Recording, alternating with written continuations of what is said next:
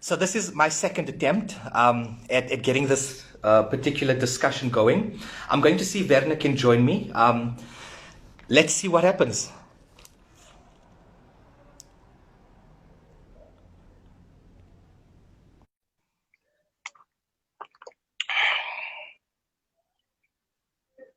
Hello, Lisa. We're just waiting on Werner. Ah, fantastic. There we go, Werner. Hi, Prof.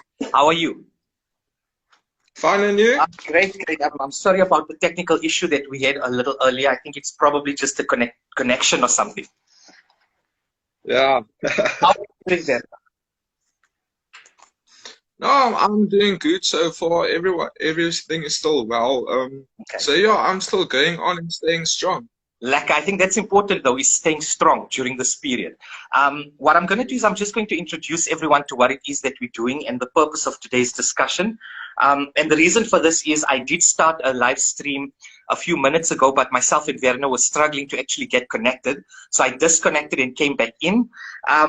We decided, as you know, in consultation with the Psych Society, that it would be very useful to get voices of students who are studying psychology or people behind the scenes, the faces behind psychology, to share with you and with me some of the experiences of studying psychology and what pathway and why did they choose this particular journey. I think that given this focus is important, given that in South Africa and in the world currently, we are faced with a threat to human life. There is race and racism. We are in lockdown. So there are all these complications regarding how do we actually cope and make sense of these things. And as students as well, studying psychology, it's very important for you to understand how other students and how other professionals are also internalizing, interrogating, and understanding this process. So Werner, please introduce yourself to our audience and our listeners. Hi everyone, my name is Werner Swanepoel. I'm the Vice President of the Nelson Mandela University Psychology Society, and I'm also a current third-year registered counselor student at the university. Okay, so Werner, you're the vice chair. I was going to say the vice chancellor, but maybe that's a pathway to develop towards, right? You never know. But as the vice chair of the society, what has been the highlight, or what got you to being or applying to be the vice chair or the vice chair of the Psych Society? I think one of the things for me is to always try and do my best, and to do more than what is just expected of you, and to be involved with co-curricular activities, because for me it's important to be a well-rounded student and not just to focus on your studies, but also to do what you enjoy and to give back to the society and give back to the university. You know, I think that's such an important thing that you're saying, Werner, that we have to, to be a well-rounded student, you have to engage in extracurricular, co-curricular activities, and you have to give back. I think being in psychology, this is important, right? It's the base from which we build our careers. So yes, definitely. Yeah. Sorry, I think we keep missing each other there. No. How did you get to applying to be the vice chair of the society? Well, the previous year, they had a problem where they didn't have a head of social outreach. So what I did is I applied for that position, and it sort of taught me a lot about what the society is and what they do and everything. And after that, I thought that, I think I'll be a good person to apply for the VC. And, it's something I can do and I can give back to them. And, well, I think that I have good leadership skills. And for me, that is something that I want to use and that I want to better as well. Okay. So you found that coming into the society helped you to almost develop your skill as a person in those leadership skills. Yeah, definitely. Being part of the society, it has its challenges as well and the advantages and everything. But it's really a good thing to test you as well as a person to see where you are at life, and to for me to grow on my leadership skills and to be and I part think of something that I can take forward. I think being part of a society like the Psych Society positions you in that, it places you in a position where you have no choice. You actually have to step out of your comfort zone, and start doing things that are, you know, maybe not comfortable for you, or making very hard and difficult decisions. Mm, mm. Yeah. No, Now, definitely, you know. about a Yes. week or 2 weeks ago, you posted a poem on your personal Facebook page, and I think that, if I'm not mistaken, the Psych Society also shared this, and it received quite a very interesting response. You know, where people were actually sharing their support. And can you give me, or share with our listeners, what motivated, or where did that poem come from? Okay, so basically, like you've seen in the poem, I've been in a motorcycle accident where I lost my leg, and a lot of people I see, they are quite skeptical to come to me and ask me, you know, you see, they are interested to know what happened, but they don't come to you and they ask you. So I thought that a lot of people don't really know what I've been through. And I can actually use that to encourage other people while they are going through this lockdown as well, or any other type of life challenges that they are experiencing. Because for me as well, nobody helped me by telling me what to expect and what I might feel at some point and another. So I thought that I might use this experience that I've had to kind of help other people deal with their own problems. I think you're speaking to a very a core component that makes up a psychology student or a psychology graduate. It's someone who is able to understand their own lived experiences. And it's not to say that you have to be someone who is a perfect human being, where you've resolved all of your problems and all of your issues and all of your challenges, but it's more that an acknowledgement that, you know, I've been through X, Y, and Z, and it has shifted and shaped me, or it has affected me in the following ways. And you using And the voice as psychology students to motivate others. Yeah. And you know, it's part of your own process of getting to know who you are and growing as a person, where a lot of people don't really take the time to figure out what they want to do in life, actually, or what type of person they are, and what do they feel inside of them. So you have to make time for yourself to grow as a person as well and figure out who you are. Those are pearls of wisdom there. You've got to take time out to ask yourself those very important questions. A central question: who am I? Because as psychology students and practitioners, obviously, Werner, you know, we would ask the question to our clients: please explain to me, who are you? Or please share some of your insights of your lived experience with me. And we often fail to realize that we need to ask that question to ourselves: who am I? And what is my core? What makes me happy? What are my values? What are the, you know, the challenges that I may face, or certain issues that I'm going through?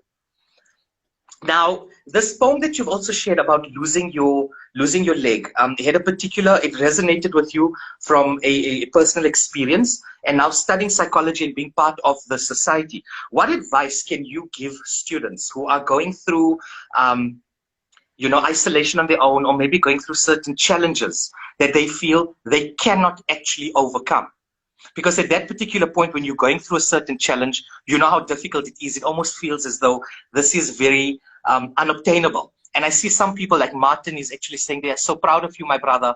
Werner, you've got a very strong support structure. It's great. And I suppose, if I'm just picking up on these comments, that it would become important for us as humans to have a support system, a support structure, a support network, people around us who can understand what it is that we're going through. No, definitely, you know, having people around you is always important. That's why when you are going through something, you shouldn't just stay quiet, you know. A lot of times in my life, I've met people, friends and stuff, and they've actually helped me to grow as a person as well without them even knowing. And they've also helped me like to overcome small things without them actually knowing, just by allowing me to speak to them.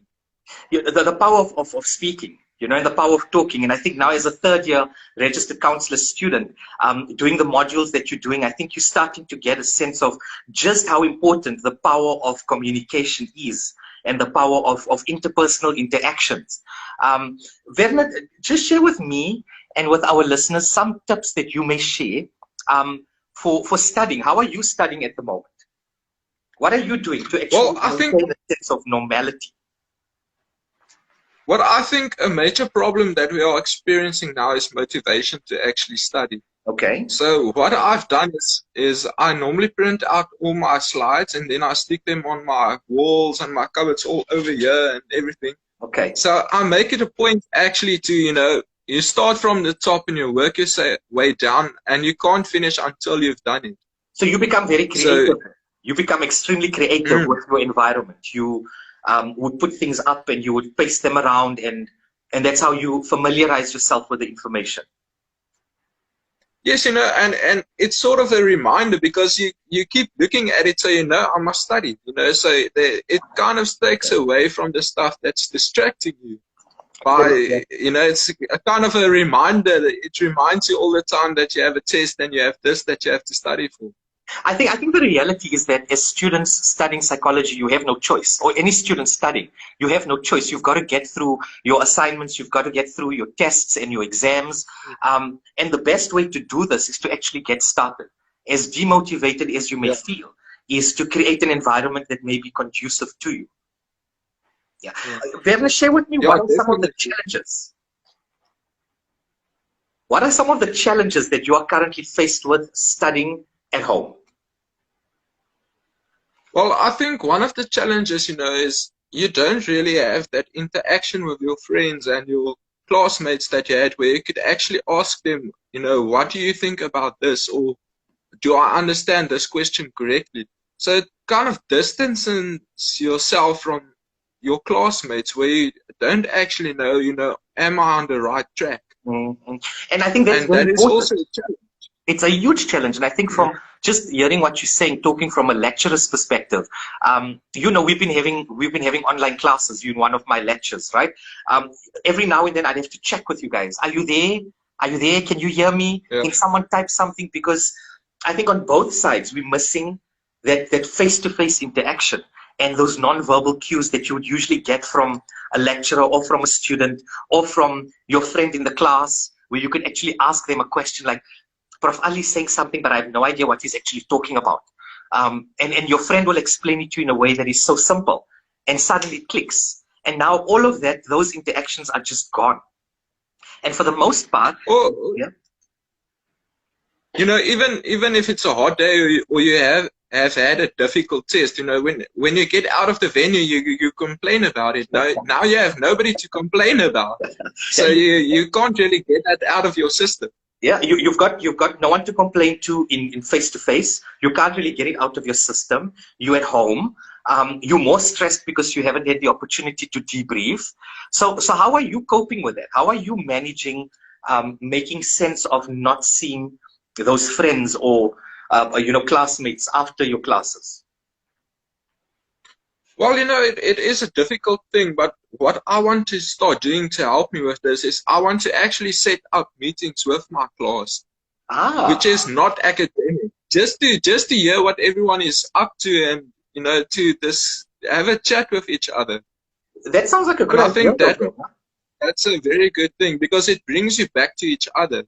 I think that's a great thing. And I mean, I know most classes will have their WhatsApp groups, but a WhatsApp group is not the same as a chat, as a real interactive conversation, the way we are chatting now, where you can actually allow the conversation to flow and just to hear where people are going or what's actually happening in their minds. That's actually a very good idea there. I wonder if, you know, other lecturers are listening to this or other students in other classes.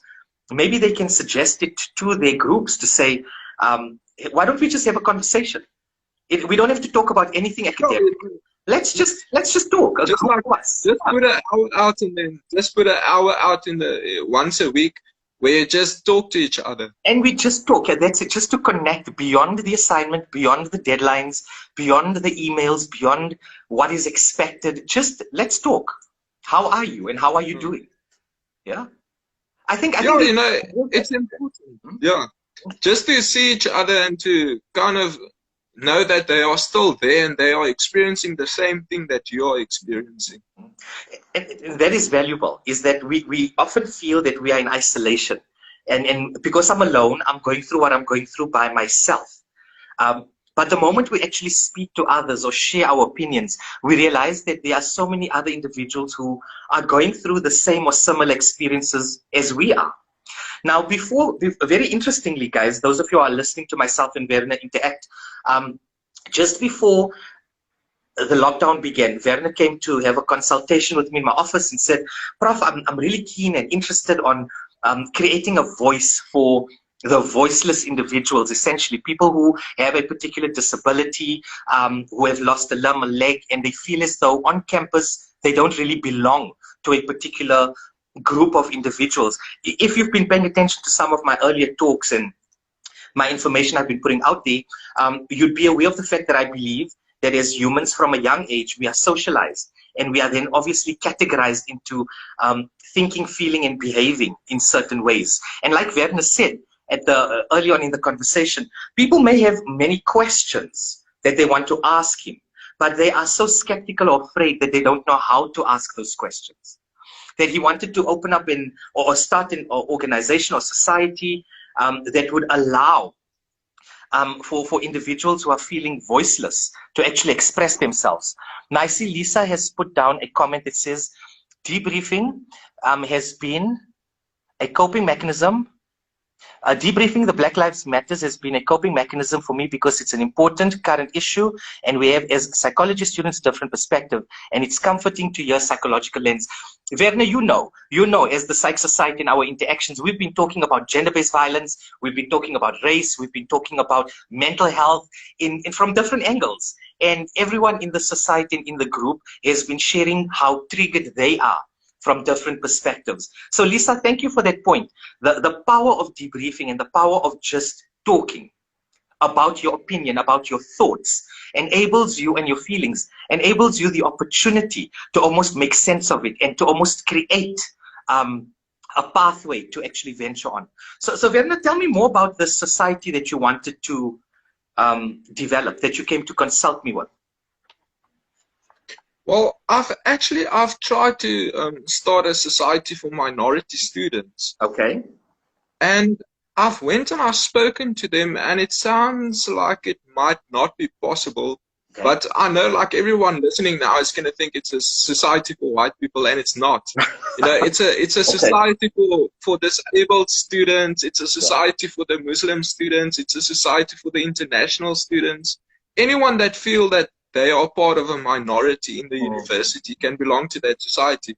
Because I know, like, the political side of the university, they speak a lot about the struggles that black students face, but nobody really goes and see what struggles do the international students face or disability students face on campus.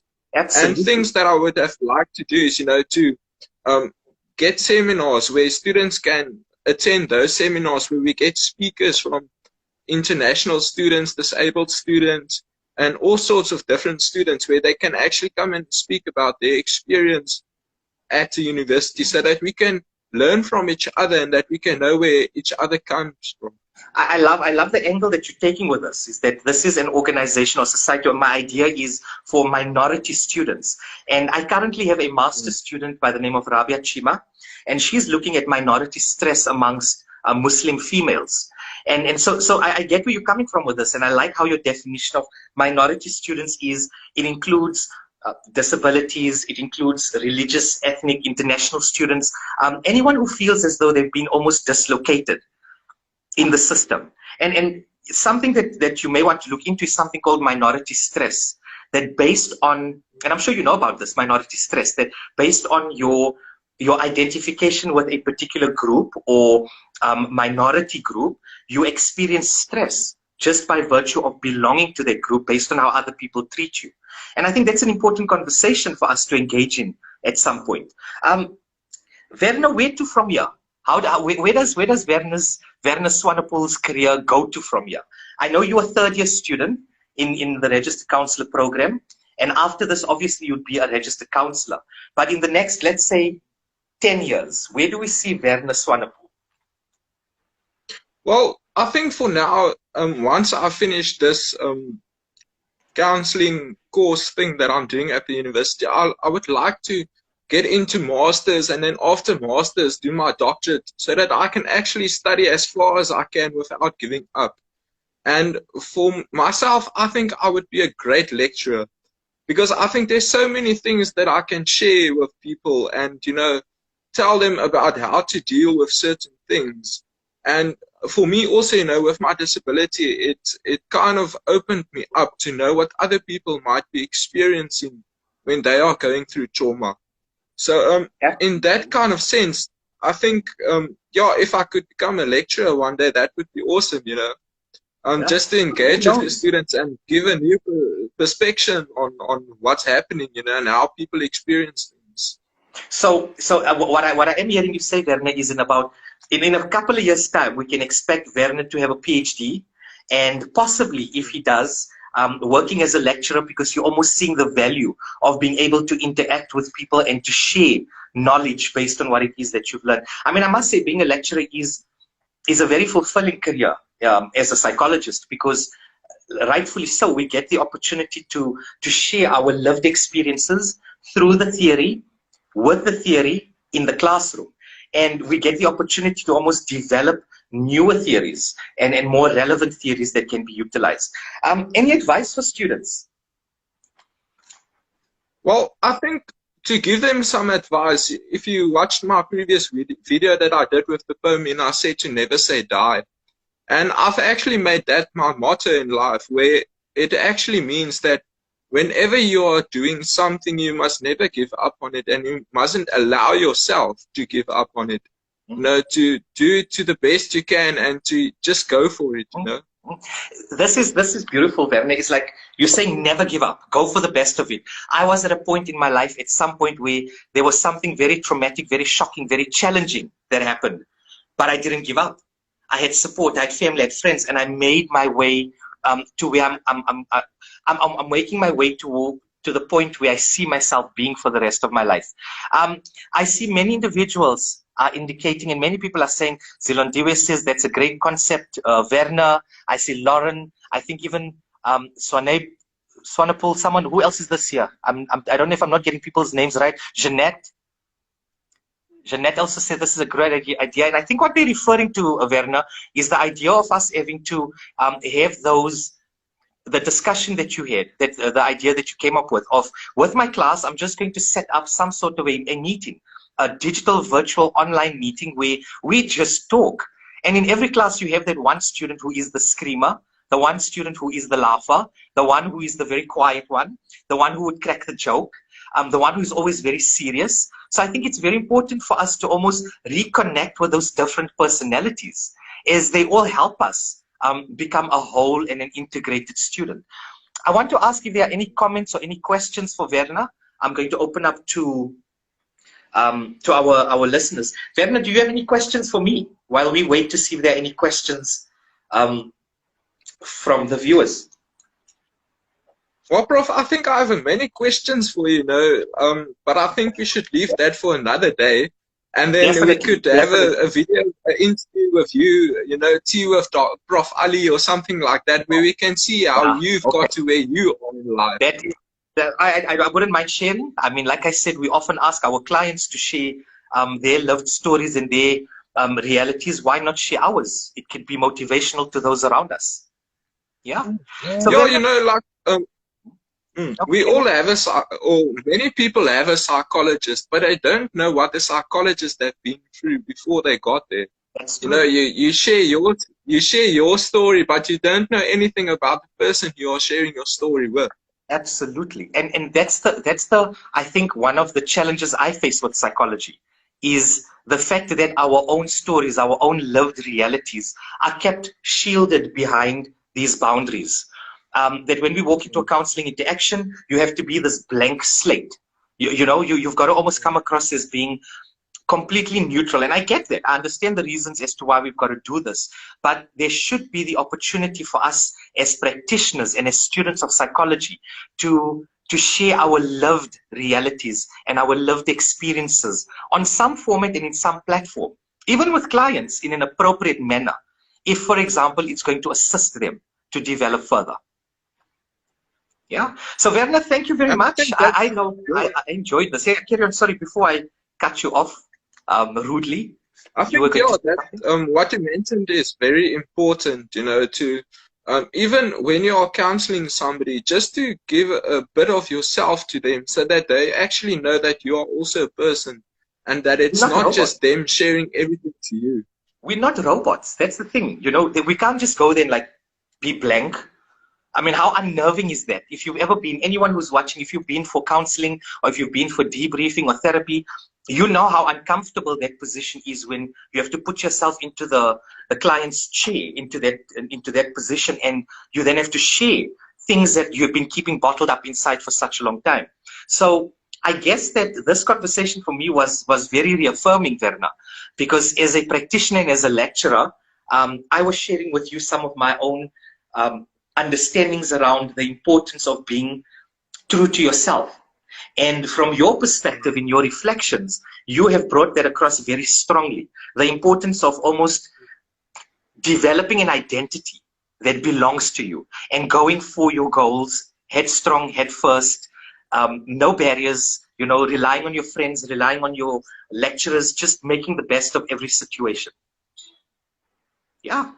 Yeah, you know, and if I can say something, I've watched a lot of Game of Thrones movies. So in the Game of Thrones series, they actually have a part where they say Vala Markules. Okay. And what that means is that everyone must die. And for me, that stood out because, you know, at some point in your life, everyone is going to die eventually. But it's what are you going to do before you die? You know, that you must set yourself up so that you can be the best person you can be before you reach that end point. You know, I think those are such valuable words, Werner. And I'm going to just reflect on what Lauren is saying. Lauren Falker, she says, Werner, you have used your experience as growth, it seems. And that's exactly it. That each student studying psychology has this element of growth. And we need to actually tap into that. You need to tap into your lived experience and the things that makes you who you are. So Zilantiwe says, these conversations are so important from both perspectives of the lecturer and the student. I also appreciate that the society is not afraid to speak out about difficult topics. Thank you for this. We have been actually doing this, Zilantiwe, where we're saying we are mental health advocates. And as psychologists, we need to speak very openly and very critically about various issues, from gender-based violence through to mental health, through to I don't like my lecturer, through to my students are driving me insane. All of these in between gray areas and very serious issues must be dealt with, because there's power in words, there's power in talking, and Lisa Ann says, leave a legacy.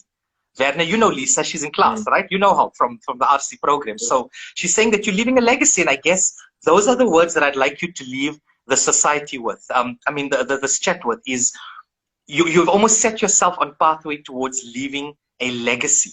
And it's about the life that you love, not the fact that you are going to die at some point.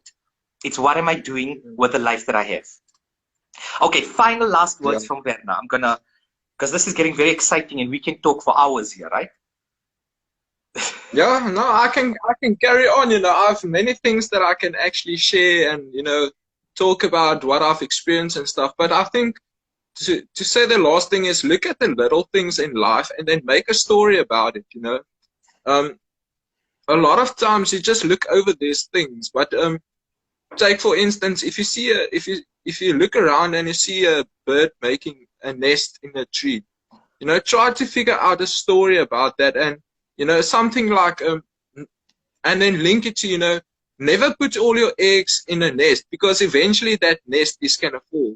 Okay. So you must grow yourself and become broader than just a psychology student, you know. Go and experience life and, you know, explore other things as well. instead of just focusing on one thing and keeping your focus on that thing, because you never know when you might just lose that thing in life. That is spot on. Is never keep all your eggs in one basket. And you know, if all your eggs are in one nest, it's likely that it's a bit risky. And what you're saying is, as a psychology student, grow yourself beyond just your psychology modules. Yeah. Werner, thank you very much for joining me. I know it was very exciting. It kind of gave me a little bit more, and I don't know whether this is a good thing, but more energy for the day. Because I feel as though it's great to actually hear and see students who are capturing and encapsulating what it means to actually be a fully grounded psychology student and individual. So thank you, Werner. What are your plans for the rest of the afternoon? Well, the rest of the afternoon, I'm actually going to try to work on my research. I was hoping just you to get it, just to get it started, because it's important. Once you get started with your things, you can carry on with it. It's just that thing to get started, you know, that's difficult. But once you get started, it's fine. So I'm going to try to carry on with my research a bit, and then later I'm just going to watch a movie. Nice. I think that's a nice balance. You know, you're going to do some research and then you're going to watch a movie. I hope it's something just far-fetched and fantasy-driven, not something drama-based. Because I think we're living in a live Hollywood film here. It's called life. And I don't think we need more drama at this point. Yeah. But Werner, enjoy the rest of your afternoon. And thank you for this awesome chat. Thank you, Prof. It was a pleasure talking to you as well, and everyone who listened. I think, I hope everyone got something out of what I said, and that they can internalize it in some or other way. Thank you very much, Werner. I'm sure everyone's taken out something valuable from this chat. Have a wonderful afternoon. Thanks, Prof. Have a nice afternoon. I'll see you again. All right. Bye. Bye. Okay, guys. So there we've had it. We've had Werner Swanepoel, who is the VC of the Psychology Society. He's the Vice Chair of the Psych Society at Nelson Mandela University. He also reflected on some of his own lived experiences and challenges, and how he has managed to, or is in the process of, integrating and assimilating the various parts that make up who we are as a person. And he spoke about how this is important when it comes to growing yourself beyond being, or just beyond a psychology student. This is a fact though. Those of you studying psychology, if you are studying psychology and you are only focusing on your modules, you are not going to become a great or a grand or a fantastic or an awesome psychologist. Your modules set you on a perfect and beautiful pathway towards developing a deeper sense of what psychology is. But you have to get involved in community service. You've got to engage in aspects of yourself. You've got to read beyond the textbook. You have to read. You've got to analyze and critique. You've got to engage with your classmates. So I hope you guys found this very interesting. I know I'm feeling very energized after chatting to Werner. It was quite refreshing to hear from a different perspective regarding minority stress, minority groupings. But also Werner shared some wonderful advice. And the most important one for you as a student is get started. He said to you, after this chat, I'm going this afternoon to work on my research. I've got to get it started, and then I'm going to watch a movie. Get started, guys. Don't leave things waiting for the last moment. Get your work going, because like it or not, you have to study. So I hope you've enjoyed this. And coming up over the next few days, we're going to have Kim Grootboom from the Psych Society as well. And she's going to sharing with me and with you one of the more exciting projects that she's also involved in around gender-based violence and around feminist activism. I'm sure you guys will find that fascinating as well. Have a wonderful afternoon and chat soon.